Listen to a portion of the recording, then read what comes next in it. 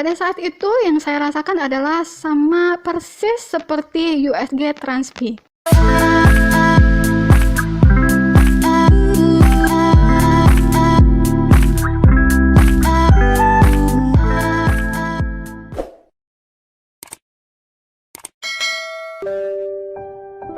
Ini adalah kesimpulan dari hasil USG saya.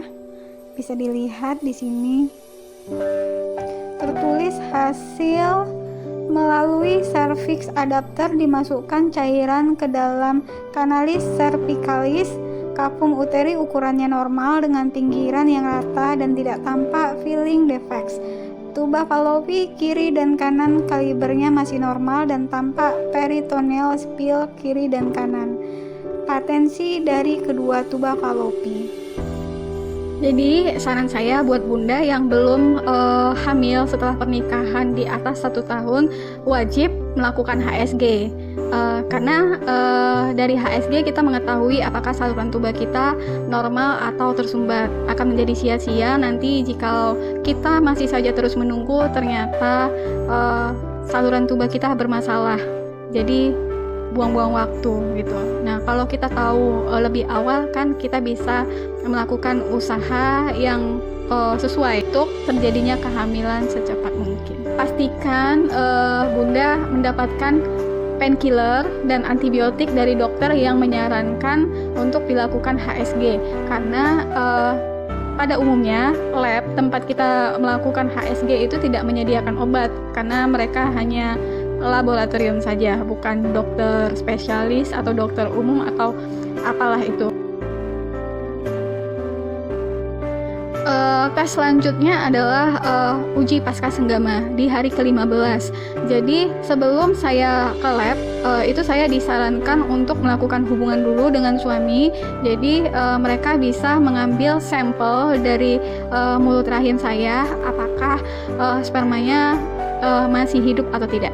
Setelah seluruh serangkaian tes saya jalanin, akhirnya saya datang ke dokter yang berbeda. Kebetulan temannya suami saya itu berhasil hamil dari setelah program dengan seorang dokter wanita ya di Medan, dan dia merekomendasikan dokter ini ke kita. Dan akhirnya kami pun sepakat untuk memeriksakannya ke dokter itu. Hasilnya seperti ini.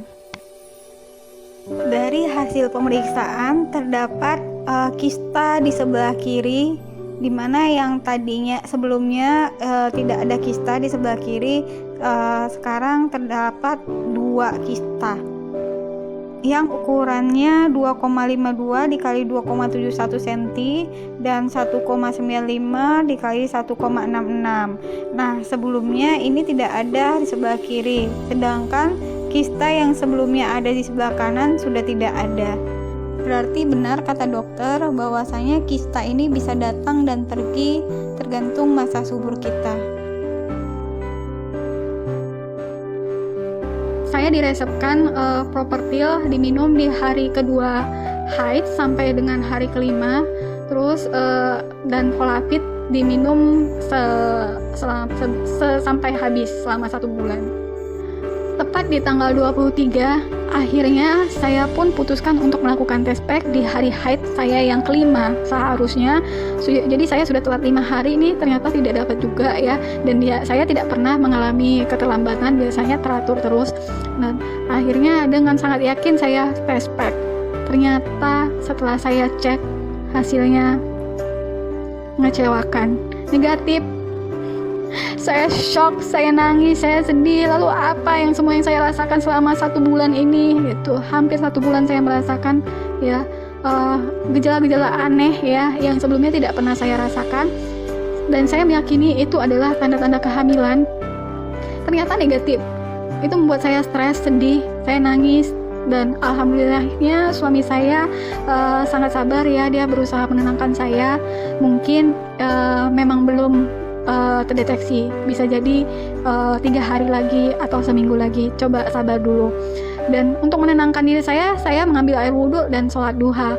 Tapi ternyata ketika saya di sujud terakhir itu saya merasakan seperti ada sesuatu yang keluar seperti haid ya.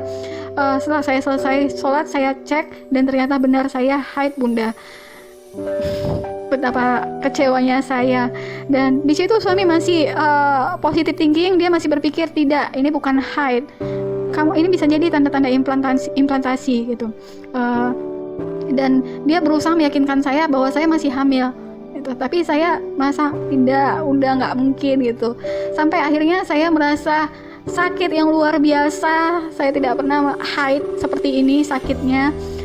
Dan suami panik, akhirnya dia putuskan untuk periksa saja ke dokter, takutnya kenapa-kenapa. Kebetulan saat itu bertepatan di hari Sabtu, dan sebagian besar dokter kandungan di Medan hari Sabtu itu tidak ada yang praktek gitu.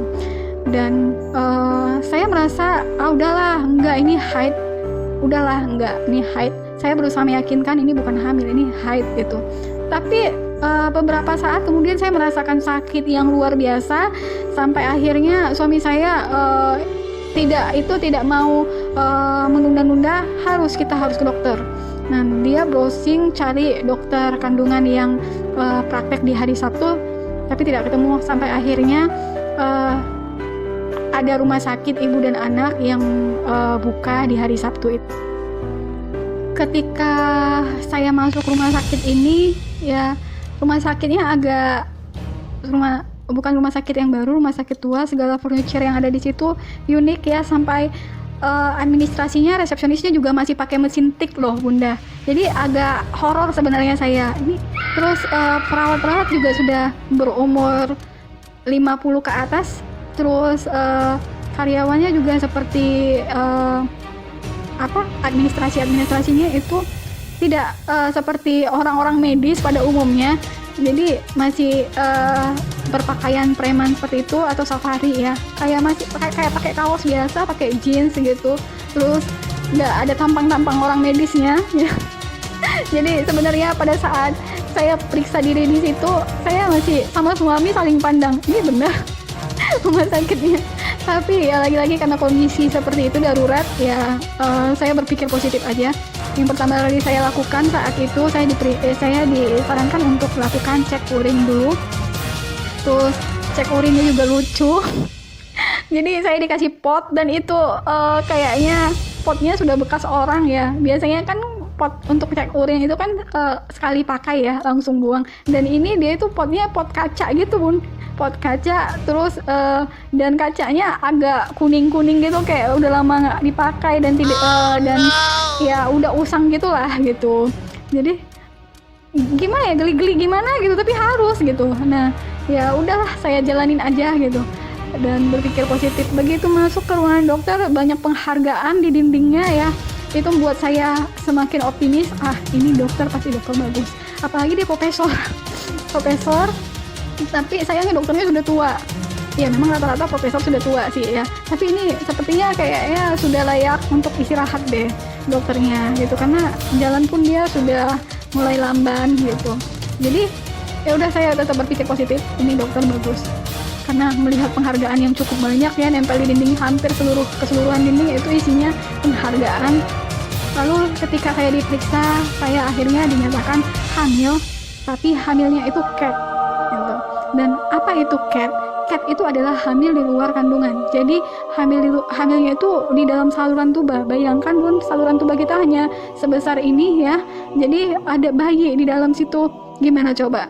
Itu sangat berbahaya kan? Nah itu dia, jadi CAT ini sangat berbahaya buat ibu, jadi tidak bisa diselamatkan, harus dioperasi sesegera mungkin. Kalau tidak ya ibunya akan bisa mati gitu, bisa itu kematian ada di depan mata gitu.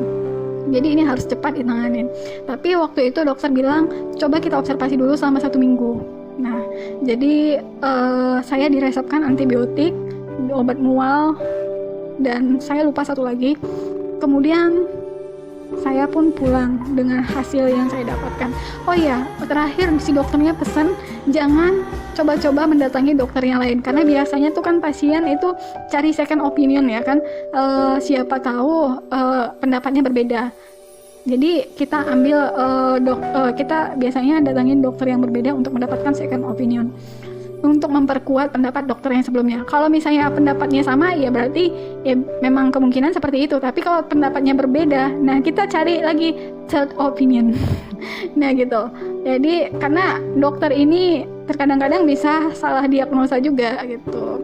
Akhirnya saya pun pulang. Dan bagaimana kisah selanjutnya? Apakah kehamilan saya bisa diselamatkan ataukah saya dioperasi?